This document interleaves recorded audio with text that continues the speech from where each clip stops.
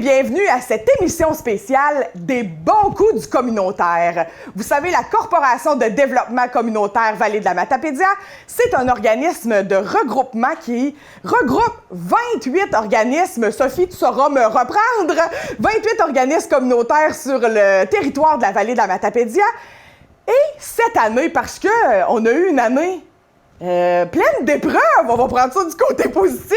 On a eu une année pleine d'épreuves et de défis pour les organismes communautaires. On a décidé de se regrouper ensemble et de se souligner nos bons coups. Parce que nous, on a été là tout au long de la pandémie et on voulait, entre nous, se donner des tapes dans le dos pour se féliciter et se dire bravo, puis on continue avant la fin de l'année, avant que la saison d'été commence. Alors, je suis en compagnie de 13 magnifiques jeunes femmes du communautaire matapédien qui vont vous présenter des bons coups qui ont été réalisés tout au long de la pandémie. Ça peut être plus au début de la pandémie comme ça peut être récemment, mais c'est son tenait à les souligner et à vous les faire connaître, vous, à la maison, qui n'avez peut-être pas, vous êtes peut-être pas rendu compte de tous ces bons coups-là, des efforts surhumains qu'on a fait durant la pandémie pour continuer d'être là, continuer de tenir le bateau à flot puis de voguer sur les vagues et de vous offrir du service à vous à la maison. Donc, on commence sans plus tarder avec le Centre d'action bénévole et Pascal Rioux. Pascal, bonjour! Bonjour! Tu veux nous parler du bon coup que le Centre d'action bénévole a fait? Vas-y, Pascal. Dans le fond, nous, là, on a la popote roulante qui devait continuer. Hein? Les gens, il fallait qu'ils continuent à manger malgré la pandémie. Le service était offert dans une école, ce qui est venu compliquer un peu avec l'arrêt des écoles. Donc, le Centre d'action bénévole a pris les choses en main. Je vous dirais qu'il y a eu un petit bout que la coop alimentaire Richelieu a donné un coup de main. Le Camp Sable Chaud est venu vraiment aider à partir du mois d'avril jusqu'à temps qu'on trouve un plan B. Et notre plan B va être à long terme, c'est avec Moisson Vallée. On s'est associé avec Moisson, fait que maintenant les repas sont faits 3 fois semaine, le lundi, mercredi et vendredi chez Moisson. Fait que c'est un beau partenariat pour nous et Moisson Vallée. Tout à fait. Puis là, les gens de la Matapédia, c'est pour les aînés. Parle-nous un peu, la popote roulante, là, dans le fond. On s'inscrit, on vous appelle au Centre d'action bénévole?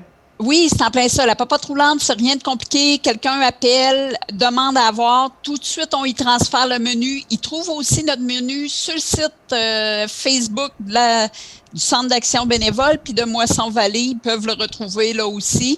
Puis on leur offre tout de suite le service. Ça coûte 7,75 $. Ça peut être aussi des gens qui ont été opérés ou qui ont une problématique ponctuelle qu'on pourrait aller aider. Ah, OK. Puis c'est livré à la porte et c'est merveilleux. Oui. Vous avez réussi à faire ça dans les règles de l'art, avec les consignes sanitaires et tout au long de la COVID. Oui, puis on a eu aussi des bénévoles là, qui sont venus donner un coup de main, des professeurs durant la première arrêt là, qui ne travaillaient plus, qui sont venus donner un coup de main. L'équipe de Tremplin Travail est venue donner un coup de main. Puis on a recruté, mais on est toujours en recherche de bénévoles, Émilie. Ah, ben merci de le dire, Pascal. Merci beaucoup, puis félicitations pour avoir fait ce bon coup. La population devait être sûrement très reconnaissante de continuer à bien se nourrir grâce au Centre d'action bénévole. Merci, Pascal. Merci. Bravo. Alors, on s'en va du côté de la Maison des jeunes de Sébec avec Lynn Chouinard qui va nous partager le bon coup de la Maison des jeunes. Bonjour, Lynn! Bonjour, Émilie!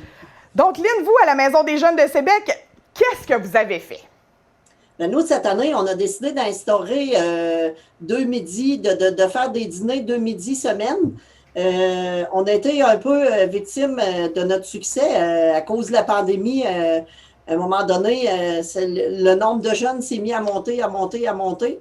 Fait qu'au final, on a dû arrêter de servir nos dîners parce qu'on avait beaucoup trop de monde.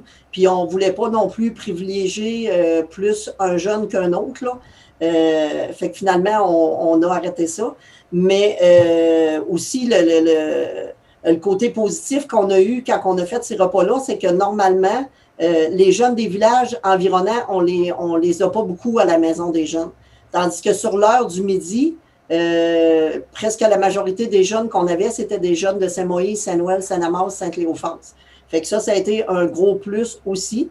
Puis bien sûr, quand on a mis ce projet-là, ce programme-là sur pied, j'avais appelé Brigitte de Moisson-Vallée. Fait que j'aimerais la remercier beaucoup aussi pour sa collaboration parce que tous les jeunes étaient invités à venir sur l'heure du dîner. Ils pouvaient emmener leur lunch, manger sur place, mais on avait aussi des jeunes qui venaient mais qui n'avaient pas de repas. Fait que grâce à Moisson-Vallée, ben, on pouvait leur servir des repas. Fait que c'est sûr que l'an prochain, que ça va être à répéter cette expérience-là parce que ça a été un gros succès au-delà de nos espérances. Les jeunes ont bien aimé ça aussi. Fait que ça va être à répéter l'année prochaine. Puis en plus, l'année prochaine, ben, on prévoit faire des ateliers avec les jeunes là, pour faire des repas pour le midi, là, des batchs de pain, de la soupe et des choses comme ça. Là. Wow!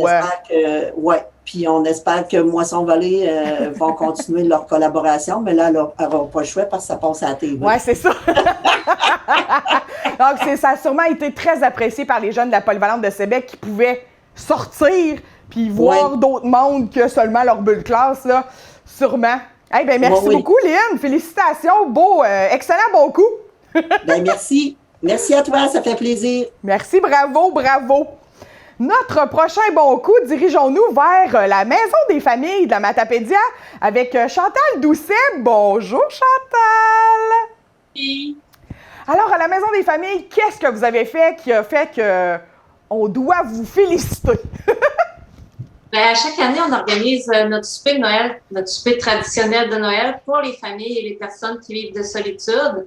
Donc, on s'est dit cette année, il faut répéter l'activité, mais sous une forme différente. Donc, on a changé notre thème. C'était cette année, nous irons vers vous. Oh. Donc, on a fait de la distribution de repas puis de la livraison dans la MRC de la Matapédia. On a distribué et livré, dans le fond, 242 repas. Puis, on a aussi pu offrir 51 cadeaux aux enfants qui s'étaient inscrits. C'est une super de belle activité. Les gens ont vraiment apprécié parce que c'est un souper qui est attendu d'année en année. Donc, on a dû réinventer l'activité, mais je pense que ça a été quand même un succès pour une première. On ne sait pas l'an prochain que sera la pandémie, si on devra offrir les deux sous forme de livraison ou aussi à la salle communautaire. On travaille le projet. Mais disons qu'on est allé chercher une clientèle différente en faisant la distribution et la livraison. Surtout la livraison, on est allé chercher la nouvelle clientèle. Ça a été vraiment très, très, très apprécié. Eh bien, ça, c'est le fun. Les gens, ils devaient être contents de vous voir arriver avec un repas de Noël en plus à la porte, pouvoir jaser un peu. J'imagine, là, ils devaient être vraiment contents. Ça a été vraiment une belle activité. Puis nous aussi, on a eu du plaisir à rencontrer les gens, surtout avec la distanciation aussi. Mais vraiment, ça a été super. Ah ben c'est bravo.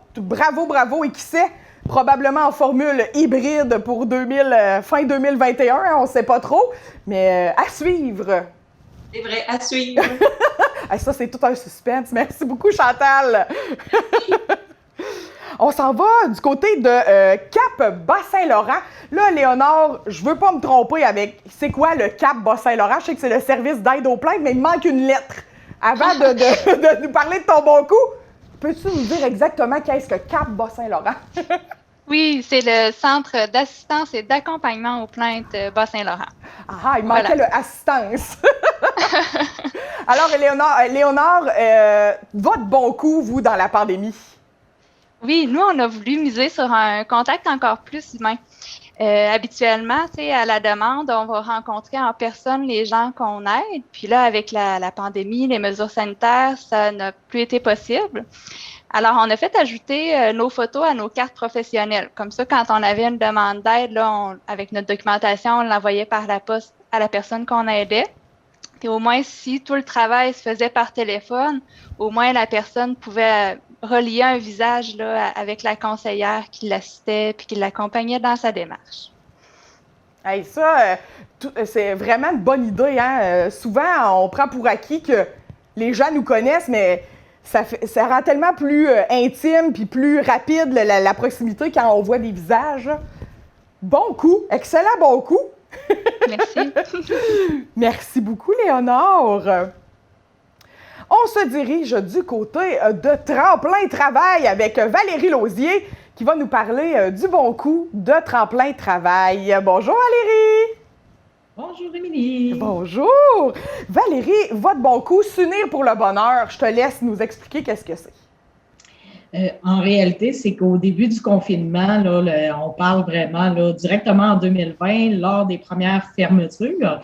Les jeunes, en tant que tels, les jeunes scolaires, ben, c'est certain qu'ils se sont retrouvés dans les premières semaines qu'il n'y avait pas nécessairement d'enseignement, il n'y avait pas nécessairement de suivi. Puis la plupart au secondaire, surtout au niveau 4e, 5e secondaire, ont demeuré justement par la suite en enseignement, mais en visio. Donc, c'était un petit peu plus complexe pour les jeunes, le côté social, le côté ouverture. Une de mes collègues, Jessica Rivard, qui est agente de développement de projet, entrepreneuriat, bénévolat et volontariat, à l'époque, a décidé justement en sollicitant des jeunes qui participaient déjà dans ces projets à l'école, de voir s'il y avait un engouement, une volonté de ces jeunes-là de faire partie justement d'un mouvement là, pour aider au travers du COVID. Puis, en plus, il y a un mouvement national qui était déjà de mise par les années passées, qui s'appelle S'entreprendre à l'école, qui était en place et qui ont décidé, eux autres, au niveau national, aussi de changer un petit peu la formule dans les circonstances, donc de s'appeler S'entreprendre à la maison et à l'école. Ah. Donc, qui permettait aux jeunes vraiment de se diriger vers des projets au niveau entrepreneuriat à la maison pendant le confinement. Donc, ma collègue, avec 6 étudiantes de 4e et 5e secondaire, ont décidé ensemble, ils se rencontraient là, au moins une fois par semaine pour établir différents projets et aimer, s'unir pour le bonheur, tout simplement. Wow. Donc, ça a été un beau mouvement. Oui, puis on les a reçus pendant la pandémie en entrevue ici. C'était vraiment une excellente initiative. J'espère que ça va revenir pour les autres années. C'est très unifiant pour les jeunes. Ils se sentaient investis d'une mission, là, quasiment des super-héros là, qui faisaient le bonheur partout. C'était parfait. Bravo encore une fois à Tremplin Travail et à Jessica, toi aussi, par la bande. Bravo. Merci. On s'en va du côté de Moisson-Vallée. Moisson-Vallée qui a été cité dans plein de bons coups. Fait qu'en plus d'avoir été le partenaire de plein de bons coups, Brigitte Pellerin, qu'est-ce que Moisson-Vallée a fait comme organisation pendant la pandémie? Moisson a créé les mercredis surprises. L'idée nous est venue parce que au premier confinement de mars, les magasins ont fermé, puis le magasin Art nous a donné tous les chocolats de Pâques. Alors, on a dit comment qu'on va donner ça. C'était une valeur de plus de 5 000 $. Fait qu'il y avait beaucoup de chocolat de Pâques. Fait qu'on a décidé, regarde, on va sortir dans la cour de Moisson et donner ces beaux chocolats-là. Puis comme les clubs des petits déjeuners, ils fonctionnaient pas non plus, on a reçu beaucoup de denrées. Ça fait qu'on s'est dit, mercredi prochain, on va donner des pommes, puis des œufs. Puis, fait que ça a été de mercredi en mercredi comme ça. On donnait aux gens sans questionnement, sans interrogation. On mettait des sourires sur le visage des gens. Fait que ça a créé une belle synergie. On a rejoint plus de 500 personnes, puis on a donné quand même 1500 livres de denrées. Wow! C'était super intéressant. C'était joyeux de sortir le mercredi. C'était le fun, malgré des fois la température moins évidente, là, mais c'est ça. Fait que c'était les mercredis surprises. Eh bien ça, vraiment, c'était une excellente initiative aussi. J'avoue que, autant pour les gens que pour vous, les gens de Moisson-Vallée, ça doit faire du bien de sortir et de voir le monde le mercredi. Hein? Oui, ça nous permettait de voir des gens, puis de mettre un beau sourire aussi, puis d'être en contact quand même avec la clientèle. Ben oui, puis peut-être que par cette initiative-là, vous avez peut-être trouvé d'autres utilisateurs, là, on ne sait jamais. Ouais. Oui. Hey, merci beaucoup, Brigitte. Qui sait, peut-être que tu seras un partenaire d'une autre initiative qui s'en vient. Peut-être. On ne sait pas. Merci, Brigitte. On s'en va du côté de la Jeunatech d'Amkoui. Andréane Guertin, qu'est-ce que la Jeunatech d'Amkoui a fait comme bon coup durant la pandémie? Bien, c'est sûr que de notre côté, la mission numéro 1, c'était de préserver le lien avec les jeunes puis de maintenir, dans le fond, un lien avec le contexte où on ne pouvait pas être en présentiel. Fait que je te dirais qu'à la base, ça a été de s'asseoir ensemble puis de faire une réorganisation de nos services parce que tout ce qui était disponible avant n'était plus possible dans la mesure où on était un milieu de vie. Bien, tout ce qui était le contact humain n'était pas possible. Fait que c'est sûr que notre bon coup numéro 1, ça aurait été de dire de prendre le temps de faire des activités virtuelles, de sortir de notre zone de confort, de se mettre dans un mode de ridicule parce que c'est pas tout le monde qui était à l'aise, et puis de créer dans le fond des vidéos d'intervention, de sensibilisation auprès des jeunes. Par la suite, on a pu revenir vers une présence tranquille avec les jeunes. Tranquillement, tu sais, ça s'est comme placé. Fait qu'on a mis en place une ligne d'écoute en fait dans toute la durée en fait du confinement où on n'était pas disponible sur place. Il y avait toujours une possibilité de rejoindre un intervenant, chose qui est pas présent habituellement dans nos services pour un besoin ou un autre. Et puis sinon, notre gros changement, ça a été de dire, ben nous, on est allés à la rencontre des jeunes. Considérant qu'eux ne pouvaient pas venir vers nous, ça a été de dire, ben nous, maintenant, on assure une présence terrain au minimum d'1 heure à 2 par jour, où on va dans les milieux communs, dans le fond, où les jeunes se tiennent. Fait que, ça a créé une dynamique différente, ça a permis aussi d'aller chercher des jeunes qu'on n'avait pas avant. On a, nous aussi, ouvert des midis à la Maison des jeunes cette année pour aller chercher, c'est ça, on a vraiment dû réinventer nos services au complet, en fait, pour aller chercher une dynamique différente, puis des contacts qui étaient courts dans le contexte, les dîners Maison de jeunes, la ligne d'écoute, la présence terrain. Et là, ce qui s'en vient actuellement, qui est comme dans une première, c'est l'ouverture de la Maison des jeunes pour l'été. La Maison des jeunes est toujours fermée l'été habituellement et on a réussi, là, dans le contexte, d'aller chercher une subvention qui nous permettra d'être ouvert tout l'été, de maintenir les services. Fait que ça a été dans le contexte où on voulait préserver ce lien-là avec les jeunes. On se disait, ben là, on peut pas se permettre de refermer. C'est plate de dire, on a eu tellement des situations de yo-yo, de présentiel, tu sais, plus de droit, plus de contact. Puis fait que là, on va assurer une stabilité auprès des jeunes qui ont se ouvert du mardi au vendredi tout l'été. Eh bien, bravo! Wow! Dans le fond, c'est un bon coup. Tout au long de l'année, vous êtes réinventé. J'adore le mot, hein? Le premier ministre, en début de confinement, faut se réinventer. Je pense que le communautaire, on s'est réinventé. Merci, Andréane. On continue avec un autre bon coup. Cosmos Matapédia, Myriam Landry. Est-ce que tu veux nous parler de l'initiative de Cosmos Soutien en matériel éducatif aux familles? Oui, dans le fond, nous, cette initiative-là était vraiment au début du confinement, dans le fond, au printemps 2020, suite à l'arrêt des écoles, les garderies, des visites à domicile du CIS, les services communautaires. Les enfants étaient comme dans un vide d'acquisition d'apprentissage ou de soutien direct. Fait que dans le fond, Cosmos a procédé à un achat massif de divers items en lien avec la stimulation pour les enfants. Donc, des livres, des jeux éducatifs, des articles de bricolage, puis quelques articles essentiels aussi comme des couches. Ouais. C'est 8 000 $ en matériel qui ont été distribués. Dans le fond, tous les achats ont été réalisés dans les commerces de la Matapédia aussi. C'est intéressant pour ça aussi. Donc, la façon que ça a procédé, c'était que les familles pouvaient s'inscrire par le biais d'un organisme. Dans le fond, les organismes approchaient leurs familles là, qui avaient habituellement contact avec eux. Donc, c'est 4 organismes, 4 écoles, 10 garderies qui ont inscrit leur famille pour un soutien. Il y avait comme une checklist. Ils disaient qu'est-ce qu'ils voulaient avoir, qu'est-ce qu'ils avaient besoin, l'âge de leur enfant. On répondait aux enfants de 0-15 ans. Donc, en tout, c'est 72 familles qui ont profité de cette initiative-là. On a monté les sacs aussi dans l'espace famille d'Amkoui. Donc, merci à l'OMH pour leur collaboration. C'était beaucoup de matériel. La salle était pleine de boîtes et de couches et de jeux d'éducatifs et tout ça. Donc, les familles ont bien apprécié ce petit coup de pouce là en début de pandémie. Hey, sûrement, vous avez fait probablement la différence dans 72 foyers pour le début de pandémie où les écoles ont fermé subitement, puis là, on ne savait plus quoi faire avec nos enfants. C'est ça. Donc, plein de beaux jeux, puis de qualité. Eh bien, merci Cosmos, merci Myriam de nous avoir partagé ce bon coup. Je me dirige du côté là, les filles, il y en a quelques-unes qui font « Ouf, hein, moi j'ai passé mon tour », puis les autres font comme « Oh mon Dieu ». Avant de dire, moi, Valérie a un beau grand sourire, les grands amis, Valérie Gagné, qu'est-ce que les grands amis ont eu comme bon coup cette année? Bien, en fait, Émilie, je te dirais que nous, c'est un bon coup qu'on a réalisé, mais par la bande, qui n'était pas une activité régulière des grands amis.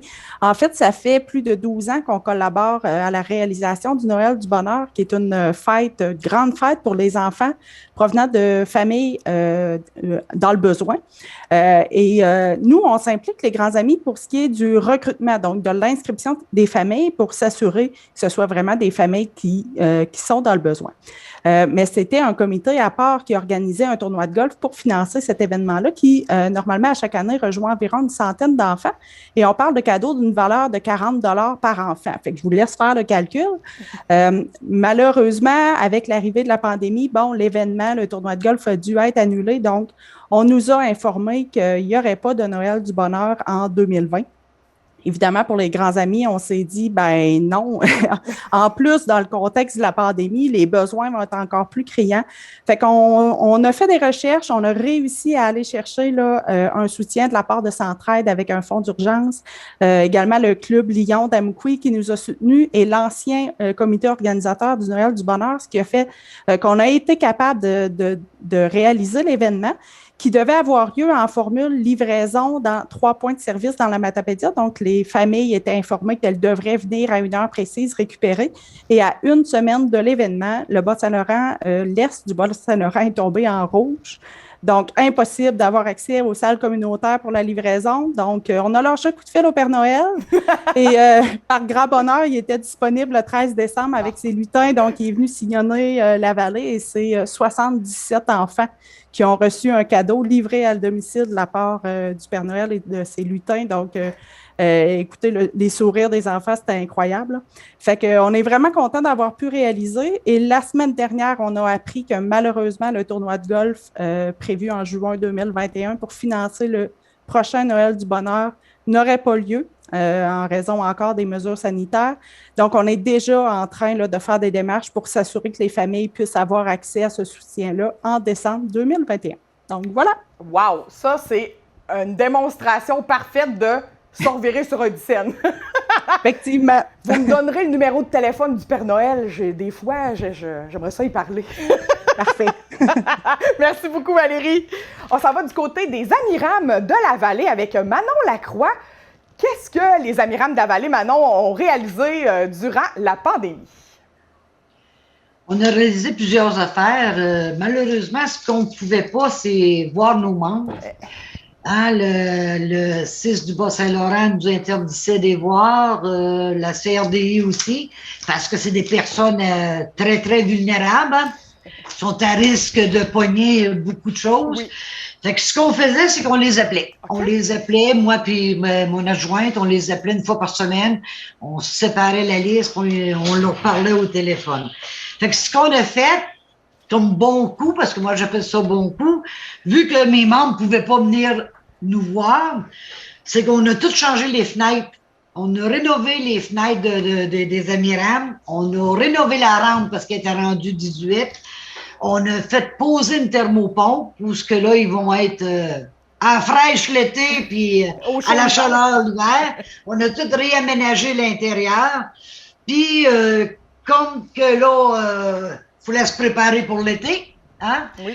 Fait que cette année, mais on est en camp de jour parce qu'au début, ben, on pouvait pas faire de camp de répit. Fait qu'on est en camp de jour du 5 juillet aller jusqu'au 27 août. Puis, étonnamment, ça répond là, à peine à blanche. Ah, ben, j'en doute pas. J'en ai à peu près 10-15 par jour là, qui sont inscrits. Wow! Ben, c'était une période tout à fait parfaite hein, pour faire des rénaux. On était obligés de fermer nos portes, fait que ça tombait bien. C'est ça. Puis, fait que là, en faisant avec mes personnes handicapées ici, mais c'est plus difficile. Fait que là, ben, on a eu été l'attelage.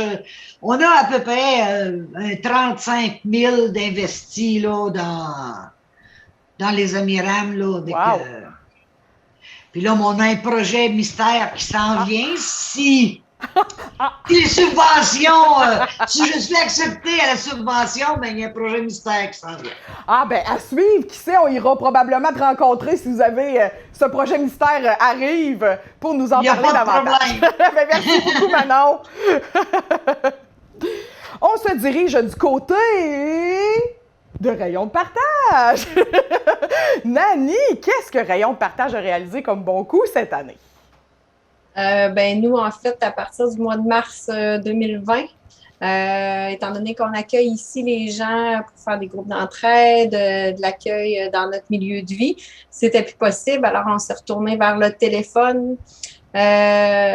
Les intervenantes, nous, habituellement, on n'appelle pas d'emblée les gens, mais là, on s'est mis à les appeler, voir comment ça va. Il y a des gens au début, en mars, que ça allait bien. Plus tard, ça s'est mis à moins bien aller. Mais là, plus les mois avançaient, nous, habituellement, dès la fin mai, il y a des gens qui partent en chômage parce que financièrement, on ne peut pas être ouvert toute l'année. Fait que là, on trouvait impensable d'être fermé l'été dans le contexte. Les gens avaient besoin. Fait qu'on a réussi à aller chercher des subventions de fonds d'urgence au niveau du 6. Là, on voyait qu'on n'avait pas les sous nécessaires. On a été chercher des subventions auprès de Centraide pour pouvoir finalement ne pas fermer du tout pendant l'été. Fait que aussi de faire les transferts d'appels pour être capable de répondre là, finalement tout l'été. Alors, depuis plusieurs années qu'on fermait l'été, fait que ça a été quelque chose d'historique, hein? Oui. Puis, à quelque part, les gens attendaient le téléphone des intervenantes. Tu sais, d'entendre quelqu'un, le téléphone sonner, des fois, c'était à peu près les seuls appels qu'il y avait à la maison. Fait que, sincèrement, on a... Par ces interventions-là, on a évité même des séjours en psychiatrie. Là.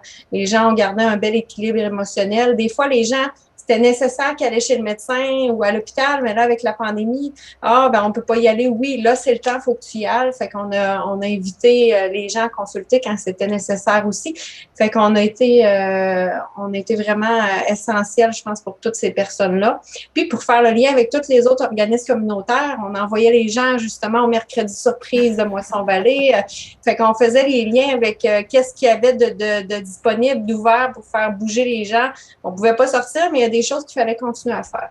Alors, ça a été notre bon coup de l'été. Puis, encore là, les gens, on va devoir faire la transition vers la réouverture, mais on va faire ça tranquillement. Puis, les gens, je pense qu'ils ont créé vraiment des liens. C'est incroyable les liens qui se sont créés avec les gens d'une façon différente, là.